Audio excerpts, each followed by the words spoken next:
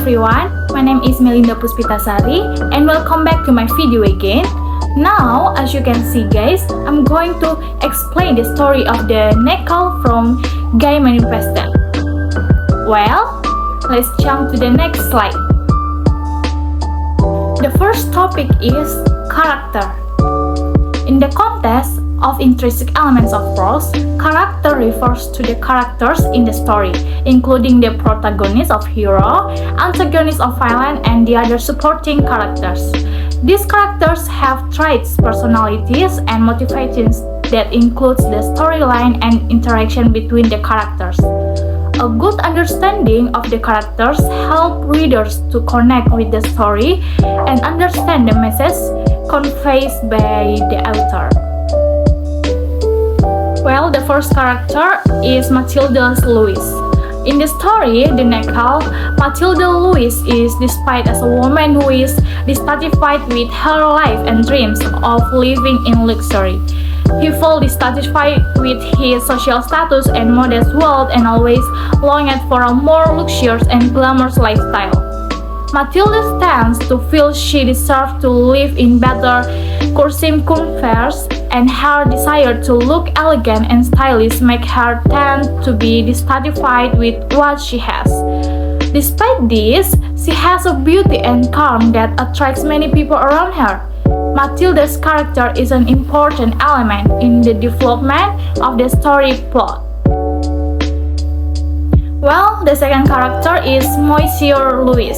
Monsieur Louis in the story, the Neckal is described as a loyal and loving husband. He is a government employee who has a middle income, but he tries to fulfill and wish of his wife Matilda Louis, despite his financial limitations.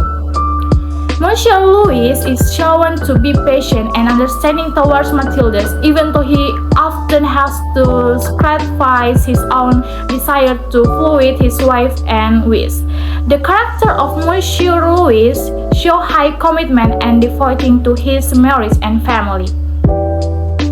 And the last character is Madame Forestier. Madame Forestier is a character described as a rich and elegant woman in the story, the Neckal. She is a friend from Matilda Louise, past two becomes key in the plot of the story when Matilda borrows a luxury Neckal from her to attend a place party. Madame Forestier is described as a kind person because she was willing to lend Matilda her Neckal even though she unlimited didn't know that the Neckal was actually fake. Even though she only appears at the beginning of the story, Madame Forestier's role is important in moving the plot along. Well, we're gonna talking about the setting. In this story, there is three settings. The first setting is Paris, France. Most of the story takes place in Paris, the capital of France in the late 19th century. This is the residence of Matilda and Monsieur Louis, as well as the location where place parties are held. The second setting is Matilda and Monsieur Louis' apartment. Most of the story takes place in the simple apartment where these married couples live. The settings reflect the simple life and financial limitation they face. And the last setting is place party. The first part of the story takes place party at the place party held at one of the official government residences. This is a setting that coincides with the daily life of Matilda and Monsieur Louis and becomes the starting point of the dramatic change in the story. This setting provides an important background for the story and helps strengthen the conflicts and the themes contained in the story, the Neckal. Well, we're gonna move to the plot. The first plot that is want to explain which exposition.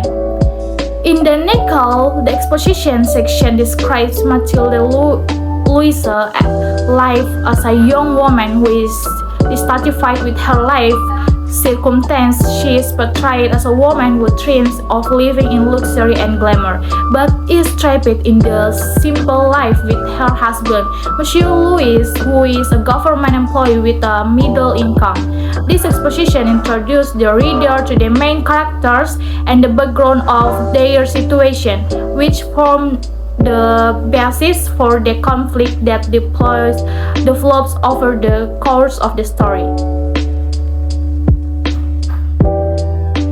The second is rising action. In the novel, the rising action or peak conflict develops when Matilda Louisa loses the necklace she borrowed from Madame Me for frosted at the place party.